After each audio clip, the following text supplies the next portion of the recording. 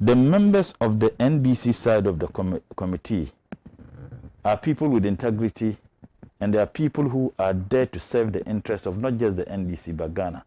And if you observe the kind of questions that are asked, it is very clear that they mean business, and they wouldn't just allow anybody to go through. If someone comes and discharge himself very well, there wouldn't be any reason why such a person should not be approved.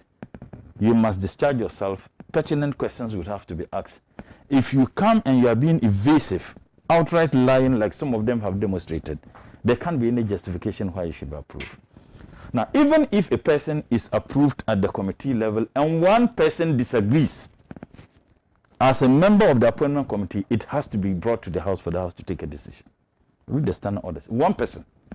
So assuming that all the NDC members and the NPP members have all agreed, let's approve this person, and one person says that I disagree with that approval, it has to be brought to the main house.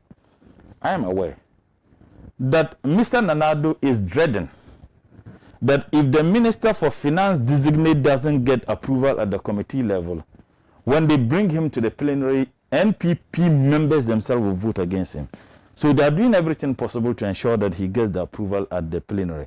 With all the mess that is created in the banking sector, with all the mess that is created by his own appointees in the fight against COVID as demonstrated, and also in the media, the closure of certain radio stations unjustifiably.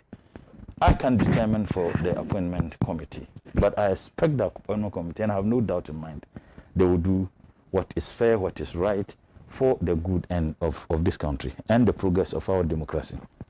So now, you find some of them, they sit there outright lying to the people of this country. I can't fathom why a minister for health who was in charge of the fight against COVID-19 and the loans that we contracted using COVID-19 as a justification in sourcing those loans, and the procedure mechanisms that we couch out in fighting against COVID-19, none of such processes or procedures escaped the Minister for Health. The extent to which the controversy that came with the testing of COVID-19 at the airport, the minister could not feign innocence. And remember, that was precisely what he did. I mean, if you have a minister who didn't know what was going on at the airport, then he is not fit to be a Minister of Health. I remember when he was put, he then admitted and said that they were even operating illegally. For how many months? And since when has he realized that they were operating illegally, defrauding the people of this country? I will not talk about accountability. I have given the figures what, in my opinion, I expected them to have indeed raised within the period of time, taking 2,000, minimum traffic at the airport, multiplying that by $150 gives you $300,000 a day.